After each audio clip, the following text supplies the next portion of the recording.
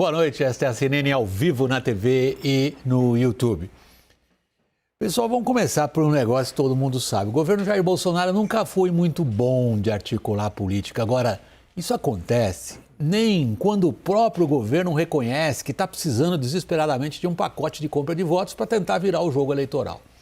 Era para o presidente Jair Bolsonaro dormir hoje com um pacote de uns 40 bi de reais, é uma boa grana, bondades para serem distribuídas a partir de já. Vai ter de esperar até terça-feira.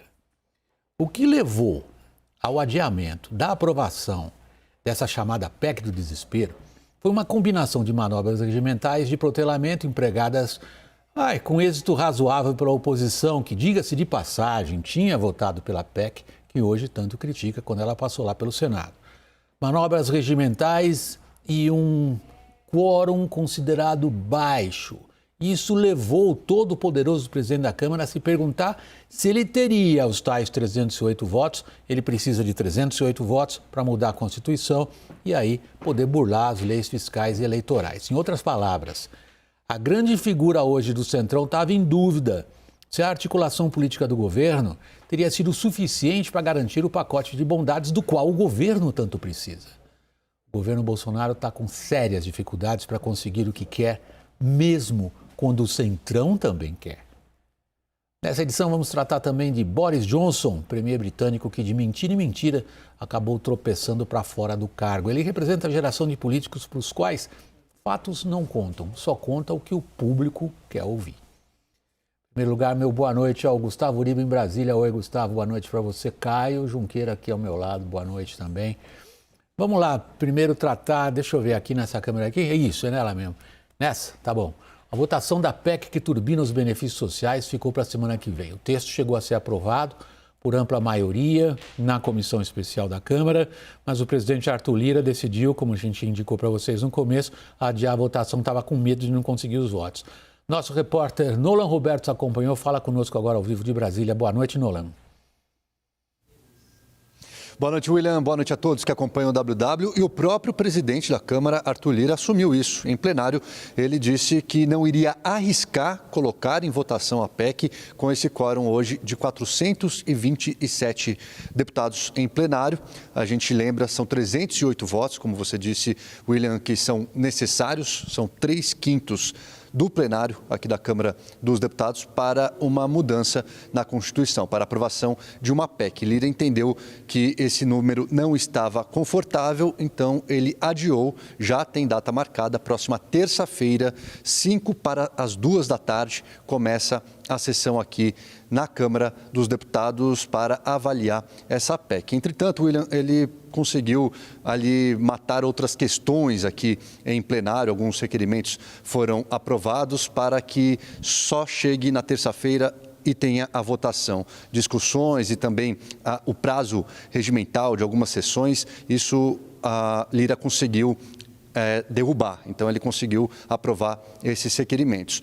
Outro fator, a oposição tentou questionar com um pedido de palavra aqui sobre uma sessão aqui na Câmara também que foi aberta, William, 6:30 da manhã, durou apenas 1 minuto, isso para cumprir o prazo regimental para que a PEC pudesse ser votada hoje. Hoje também, importante dizer, na comissão especial aqui na Câmara dos Deputados, você lembrou, foi aprovado por imensa maioria, 32 votos a 1, apenas o Partido Novo votou contrário na comissão especial, apesar da oposição também tentar ali adiar a votação, mas a própria oposição também votou favorável a essa PEC na comissão especial. Mais uma vez, apenas o Partido Novo votou contrário. Agora serão mais 5 dias, William, só uma apuração para finalizar aqui, uma apuração da nossa Tainá Farfan. Ela conversou com o líder do PT, o Reginaldo Lopes. Ontem a gente trouxe aqui que a oposição está tentando adiar, suspender por 20 dias essa discussão.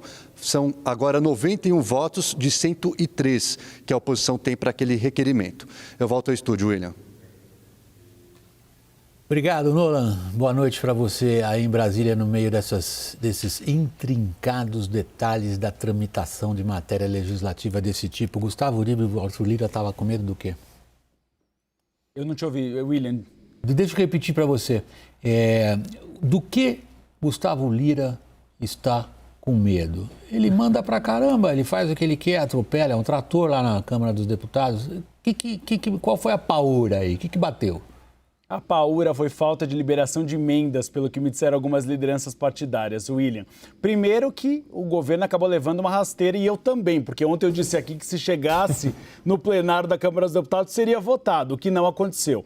Aconteceu que a oposição foi muito exitosa naquele movimento de apresentar requerimentos, pedir a fala, fazer discursos. E por outro lado, líderes do Centrão me dizem que parte das emendas que eram prometidas para antes das eleições não foram liberadas.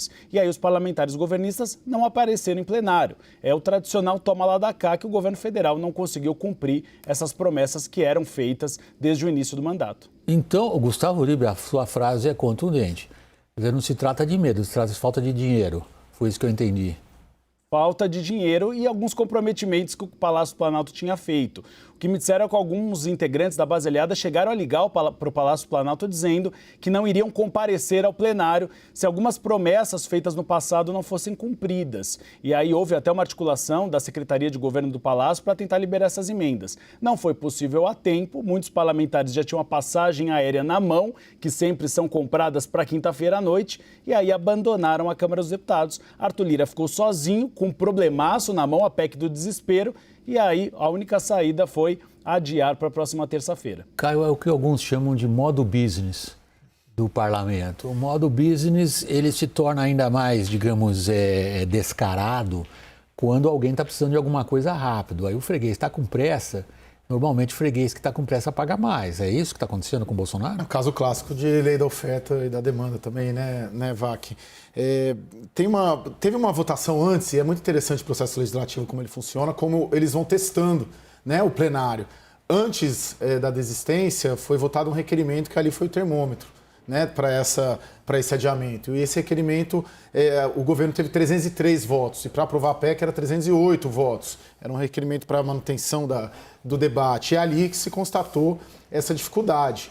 Agora, uma derrota clara, porque o governo conta muito com esses dias. Por que o governo quer aprovar rápido? Quer aprovar rápido para o benefício chegar rápido, para ter um efeito nas pesquisas, para ter um efeito na eleição. Independentemente de qualquer coisa, as pessoas estão precisando. Exatamente. Então você pega de quinta até terça, já vão aí 4, 5 dias que o governo perde nessa disputa, que é o grande objetivo dele. Que ele, segundo consta, né, a cúpula ali da campanha, espera ser beneficiado com pelo menos 5 pontos nas pesquisas de intenção de voto com essa PEC. Agora, é difícil a gente prever que nesses 5 dias, a gente não prevê que nesses 5 dias o governo não vai arrumar moeda para conseguir moeda de troca. Mas você está falando em sentido figurado. Exatamente.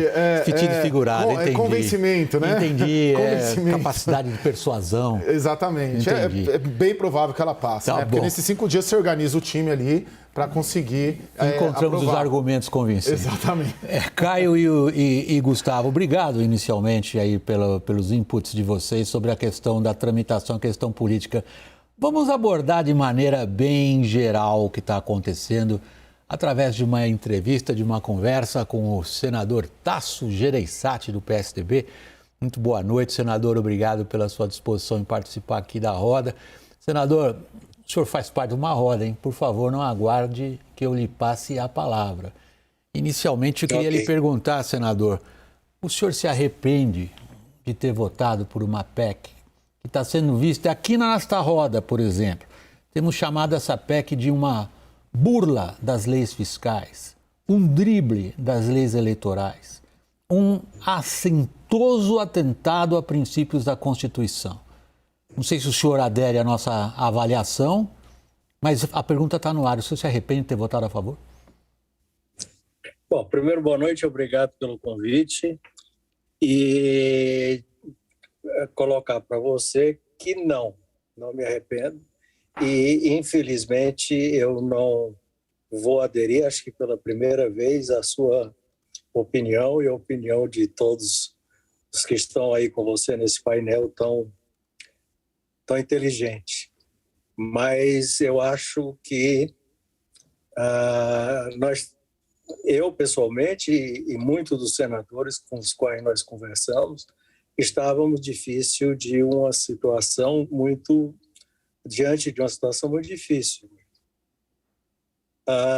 Só para recordar um pouquinho, você é muito novo, mas eu comecei minha vida como governador fazendo talvez a maior limpeza, vamos dizer, fiscal que um Estado já fez. Acho a primeira grande de um Estado no Brasil. E nós não tínhamos arrecadação para pagar folha de pagamento, que estava atrasado, etc.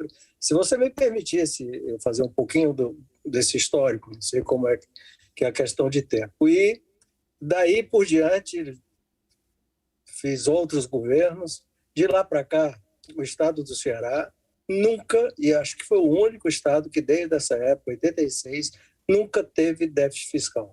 Nunca. Portanto, eu não posso ser acusado de não ser uma pessoa extremamente cuidadosa e rigoroso quanto à questão fiscal. Ao mesmo tempo, eu digo para você que também no governo Fernando Henrique fui dos maiores defensores, ao lado do governo Fernando Henrique, Pedro Malan, ministro da Fazenda, toda a equipe econômica, enfim, a defender e brigar por uma reforma fiscal que trouxe a superávites primários sucessivos durante os 8 anos do governo Fernando Henrique.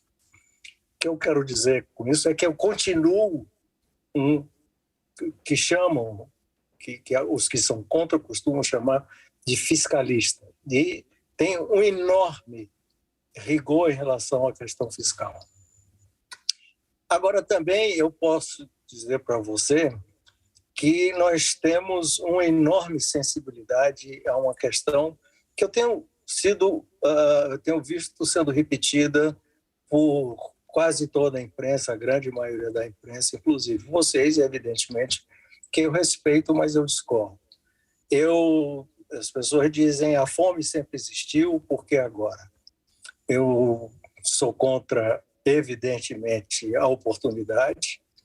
Acho que também, durante todos esses meus anos de governo, ninguém pode me acusar de bolsonarista, que eu não sou. É o pior governo da história do Brasil, pelo que eu saiba, pelo menos da história da redemocratização para cá e mesmo da nova república. E seria o último, ou um dos últimos, a querer uma reeleição do governo Bolsonaro, do presidente Bolsonaro, e nem ajudaria isso nunca. Mas tem uma questão muito grave, que eu estava dizendo, que as pessoas estão repetindo. A fome sempre existiu, por que só agora? Isso não é verdade. Eu sou de um estado que me acostumei a perceber a fome pelas ruas. Aqui, quando nós tínhamos uma seca, e não só aqui, isso se refletia no Brasil inteiro, você começava a ver na rua e nas estradas os retirantes carregando suas sacolas no ombro, sua família, seus bebês, e rumo à cidade, e na cidade espalhado pelas ruas pedindo socorro e pedindo remédio. Então, eu sou dessa época que, infelizmente, conviveu com isso. E graças a uma série de medidas que foram tomadas durante esses anos todos, de lá para cá, não só nos governos estaduais, nos governos federais, proteção social, uma série de proteções que foram criadas, isso acabou. Você não via mais retirantes do Nordeste perambulando pelas ruas das grandes cidades do Brasil, sem casa nem comida. Senador. No entanto, agora nós estamos vendo uma cena, eu diria que pior do que agora. Senador. Aqui em Fortaleza, aí em São Paulo, onde eu vou com certa frequência. Eu nunca vi na minha vida São Paulo do jeito que está. Tendas negras espalhadas por toda a cidade. No Rio de Janeiro, que eu tive rapidamente, também havia a mesma coisa. Um quadro de sem querer ofender, mas de africano pobre. A miséria, ou seja, a extrema pobreza e o desespero nas ruas do Brasil inteiro. E a minha convicção é que alguma coisa, e tinha dito isso, tinha reclamado isso, precisava ser feito e precisa ser feito. Senador. E vou mais, Lula. Eu vou até... Eu não sei, com a questão do tempo eu fico preocupado. Não, mas eu percebo que o senhor precisa de tempo para elaborar um raciocínio, e aí o nosso tempo é psicológico e não cronológico. Isto aqui não é um debate de candidatos. O seu raciocínio é claro. O senhor nos traz a sua biografia política e profissional como prova da sua defesa de princípios, como, por exemplo, do equilíbrio fiscal. Ao mesmo tempo, o senhor nos exibe o que o senhor considera que é a sua sensibilidade social diante de um estado de miséria e de penúria que se agravou nos últimos anos. E, em terceiro lugar, o senhor nos traz a apreciação crítica que o senhor tem do governo, mas o senhor nos descreve uma armadilha política, na qual, por respeitar os seus princípios e estar atento à questão social, o senhor acaba sendo obrigado a apoiar um governo que o senhor repudia. Eu não apoio esse governo de jeito nenhum. Não há hipótese de eu apoiar esse governo. Não há hipótese de eu votar nesse governo. Agora, não há hipótese também de eu perceber, e desculpe só lhe fazer a meu ver, uma correção. Não é a questão da fome não se agravou nos últimos anos, se agravou nos últimos meses. São Paulo, há um ano atrás, na pandemia, São Paulo não estava assim, Fortaleza não estava assim, Rio de Janeiro não estava assim. Não sei explicar por quê, tem muitas explicações, mas, enfim, precisa ser melhor estudado. E isso vem se agravando nos últimos meses, ou no último ano, de uma maneira seríssima. Eu não ajudaria e não ajudei. Agora, entre votar um projeto que, eventualmente, pode ajudar o governo na eleição, pode, reconheço isso, me preocupo e não faria numa circunstância normal. E tentar fazer alguma coisa de emergência para ontem, para esse pessoal que está desesperado no meio da rua, eu fiquei, evidente que tive dúvidas, discutimos com vários outros colegas senadores, a princípio não votar, não votar, e no final votei com minha consciência. Entre apoiar um governo que eu reprovo em tudo, praticamente em tudo, apoiar não, apoiar uma medida que o favorece, fora da hora, tentando burlar a lei eleitoral, tentando burlar a lei de responsabilidade fiscal e com fim eleitoreiro, mas não fazer nada neste momento era outra opção em relação a essa população que está aí. Senador, deixa eu passar a palavra, deixa eu passar a palavra agora aos meus colegas. Desculpe. Eu não queria passar a palavra ao Gustavo e ao Caio, estou aqui ansiosos também para participar da nossa roda. Como eu disse, é uma roda, e muito obrigado pela franqueza e pela civilidade com que a gente defende aqui pontos de vista não sempre convergentes. Gustavo Uribe, sua palavra.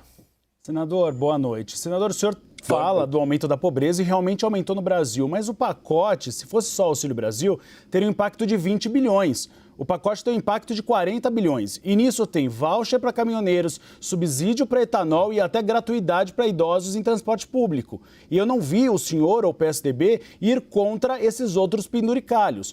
Por que o PSDB só não defendeu o aumento do Auxílio Brasil para combater a miséria e defendeu os demais gastos? Não, nós defendemos o auxílio, nós não defendemos os demais gastos. Nós não tínhamos, naquele momento, como votar contra os demais gastos. Nós defendemos duas medidas. O aumento do Auxílio Brasil, de 400 para 600, o fim da fila, porque, evidentemente, você está vendo gente na rua que não está recebendo esse auxílio, e as outras medidas eu concordo que são totalmente inapropriadas. Mas naquele momento, neste momento, entre ter que engolir isto dentro daquele contexto que o William chamou de uma armadilha política, foi uma armadilha política, e fazer alguma coisa de emergência para esta população. Está no noticiário hoje, algum instituto, são 60 milhões de pessoas. Nós estamos falando, já outra pesquisa deu 30 milhões de pessoas. Olha, há uma semana atrás eu tenho parado e conversado com essas pessoas aqui em Fortaleza, principalmente até por ser político, por me interessar o que está acontecendo. Eu dei R$ 20 a uma família que estava parada na rua, e essa pessoa se emocionou e disse: o senhor não sabe a importância que esses R$ 20 vai fazer na minha vida. Então, o que eu quero dizer é o seguinte: nós não tínhamos saída, a saída era não fazer nada.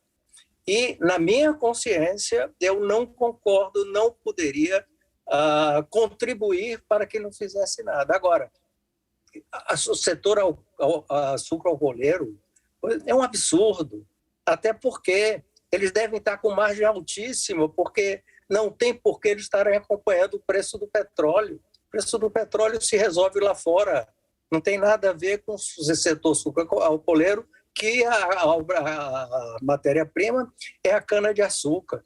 Mesmo um caminhoneiro que tem um caminhão hoje custa, sei lá, mais R$ 500 mil por aí, evidentemente que esse homem não está morrendo de fome, está com sua atividade prejudicada, está tendo problemas, como todo mundo está, e assim por diante. Agora, entre não fazer nada, essa era a nossa opção, naquele momento, era essa a opção.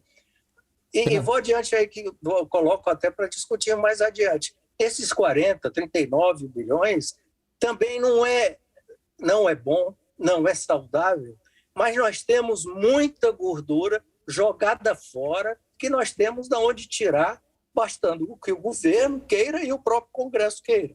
Senador, deixa eu passar a palavra para o Caio. Senador, boa noite. A PEC, uma vez aprovada, vai beneficiar eleitoralmente o presidente Jair Bolsonaro, especialmente na sua região, Nordeste, onde o Lula tem uma folga? Olha, pode ser que sim, mas eu não acredito. Eu acho que essa questão de Bolsa Família, na cabeça da população mais pobre, no coração do pessoal mais pobre daqui da nossa região, está com o retrato do Lula e acabou. Eu não acredito que isso vá acontecer, mas é evidente que tem possibilidade de melhorar. Mas o que eu quero colocar, eu acho que não muda o quadro aqui no Nordeste, nem muda o quadro entre os... Pode até amenizar um pouco o quadro, mas não muda o quadro. Mas quero mais uma vez enfatizar que não foi com objetivo eleitoral passar 4 anos reclamando desse governo, falando mal desse governo, apontando erros graves desse governo, e agora fazer uma coisa com objetivo eleitoral para esse governo. Senador, o Caio lhe pediu que fizesse uma avaliação das chances eleitorais do governo diante da aprovação da PEC. Eu faço o argumento pelo 180 graus, vou inverter o argumento do Caio. Do seu ponto de vista, por exemplo, temos a sua colega, a senadora Simone Tebet, como postulante ao cargo de presidente pelo MDB, fala-se da possibilidade do senhor vir a ser o vice-presidente na chapa dela. Que dano essa PEC traz à sua postulação política? Eu não acho que traz um dano maior. Eu não sou ainda...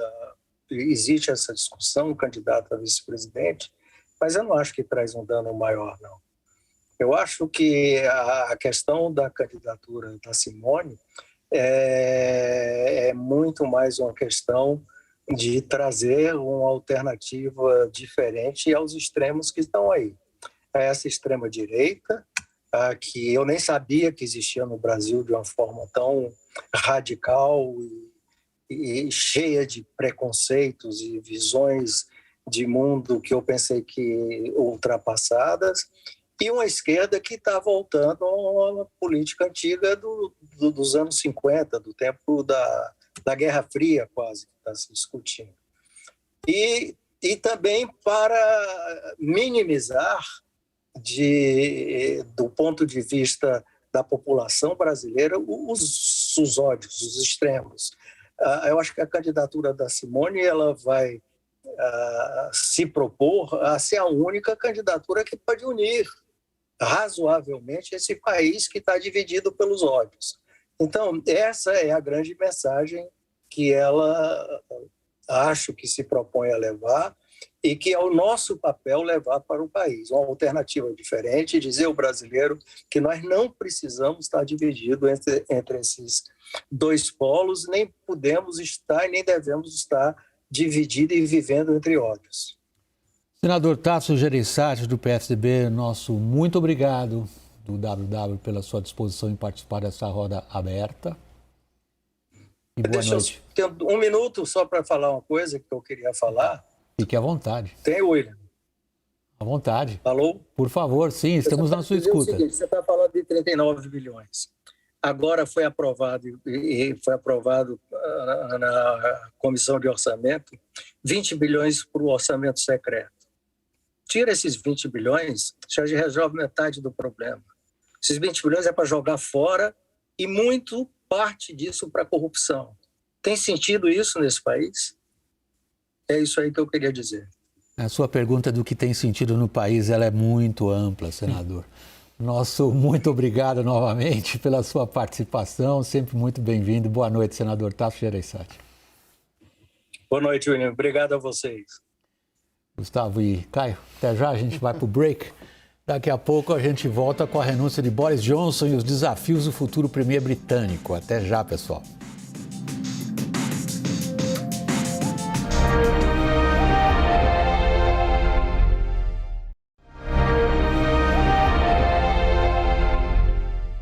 WW voltando no intervalo, Lorival Santana, apresentando você aqui ao nosso público. Obrigado pela participação.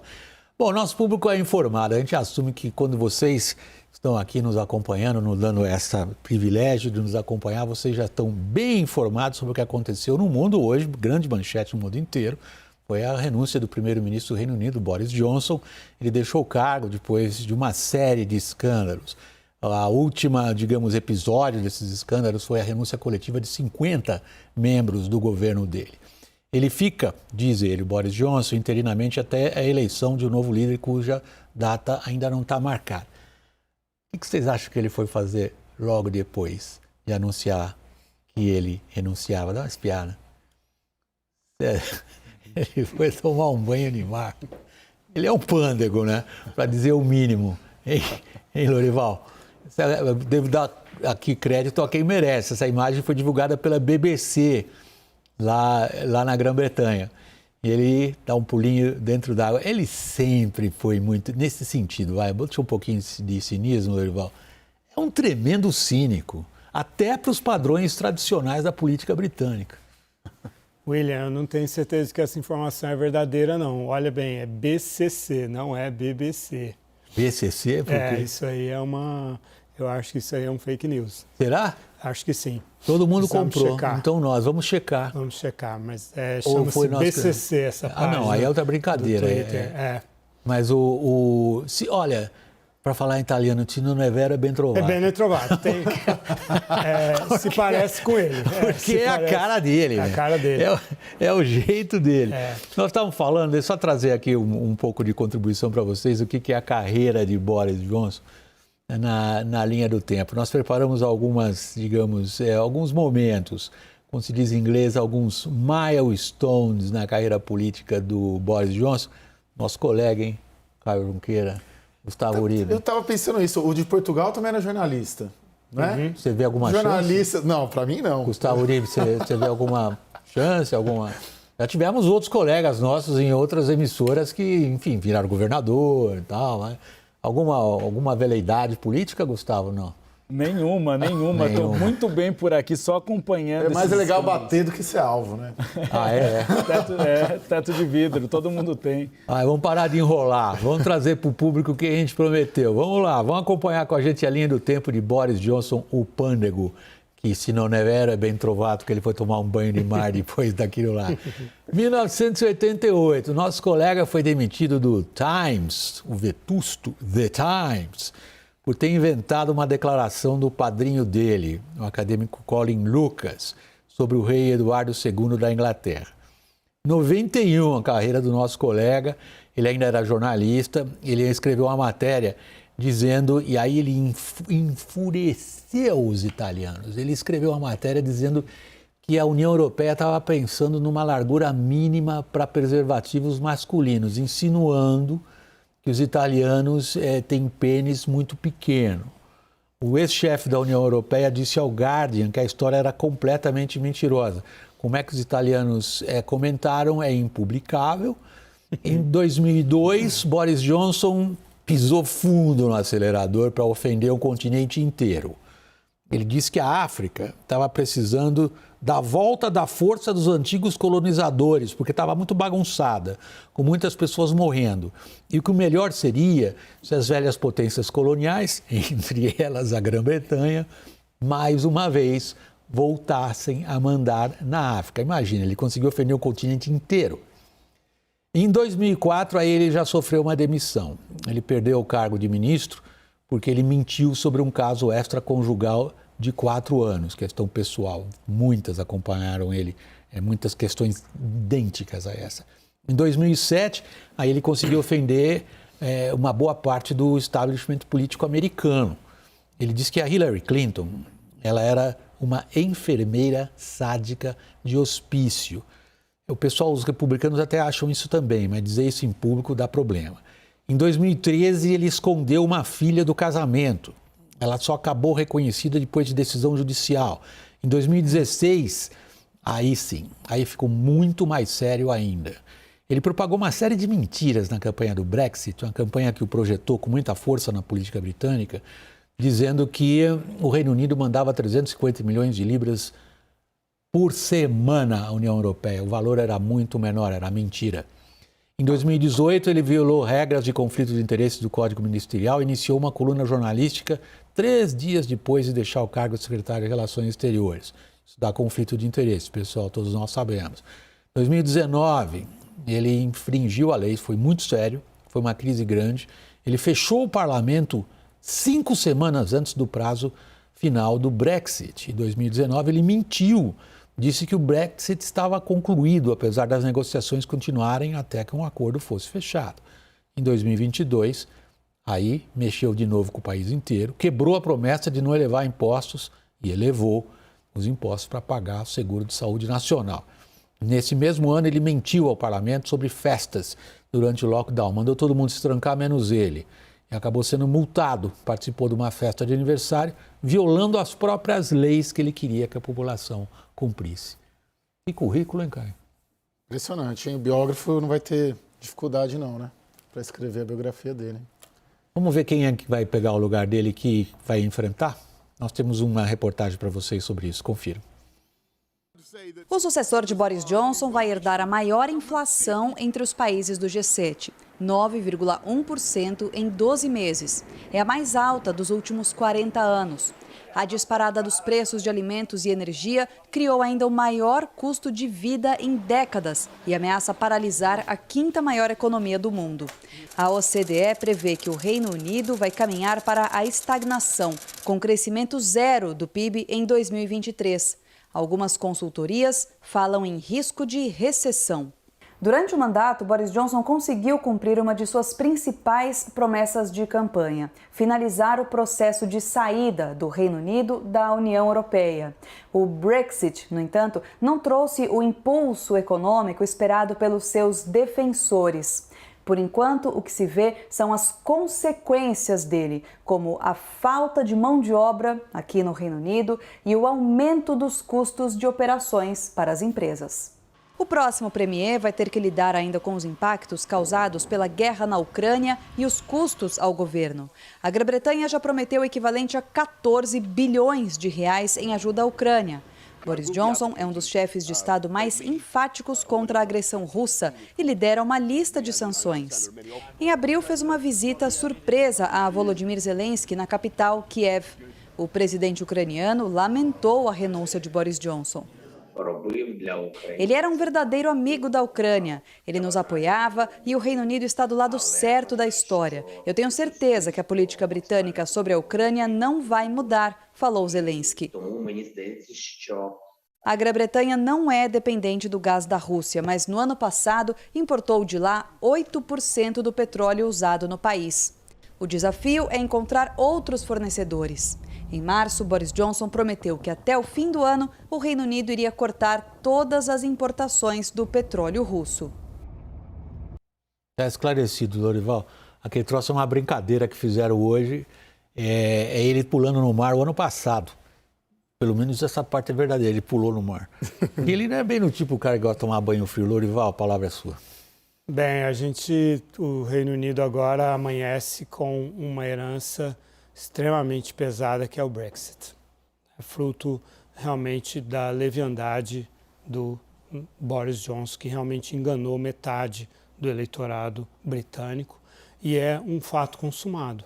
A União Europeia não aceita o Reino Unido de volta, e a própria psique britânica não aceita rediscutir essa questão depois de um processo tão traumático. Resultado: o Reino Unido tem a maior inflação do G7 e, ao mesmo tempo, a maior desaceleração econômica. Estamos falando, então, de uma estagflação. Por quê? Porque o Reino Unido saiu das cadeias de valor nas quais estava inserido ao longo de décadas, de forma abrupta, está importando muito mais do que exportando, está com um enorme déficit na balança de pagamentos que ele repõe com os investimentos no Reino Unido, mas é uma situação bastante delicada do ponto de vista econômico e desestabilizou politicamente um país que era bastante estável politicamente. O próximo primeiro-ministro vai ser o quarto primeiro-ministro. Quem vai ser, hein? Nós temos um quadro aí, dá para a gente comentar, ainda temos tempo, Júlia? Temos um pouquinho ainda para ter? Tá, ok. Tá, nós preparamos um quadro para você, Lorival, indicar os possíveis candidatos a descascar esse abacaxi britânico. A Liz Truss, ela é a secretária das Relações Exteriores, ministra, né?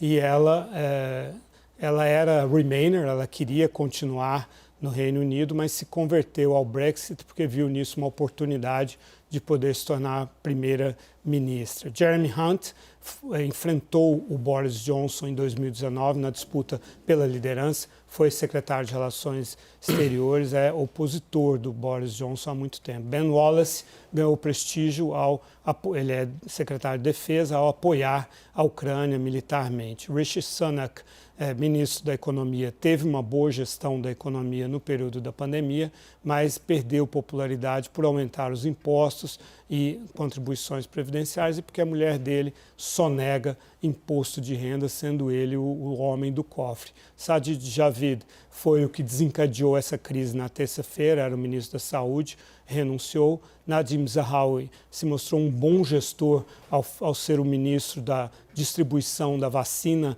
da Covid, depois como ministro da Educação, foi alçado a ministro da Economia por apenas um dia e pediu para o Boris Johnson renunciar. Michael Gove é uma figura mais apagada, foi ministro aí da questão das rendas, do nivelamento das rendas entre as regiões, que é um tema caro no Reino Unido. Favorito? Favorito, não temos. Não dá para arriscar. Talvez a Liz Truss seria a terceira mulher primeira-ministra, mas é cedo para dizer. Lorival, muito obrigado pela participação, sempre bem-vindo. Gustavo Uribe, boa noite para você em Brasília, obrigado. Caio, igualmente aqui ao meu lado. Esse WW está terminando, vem aí o Agora CNN com a Isabela Faria. CNN, você por dentro de tudo, boa noite e até amanhã.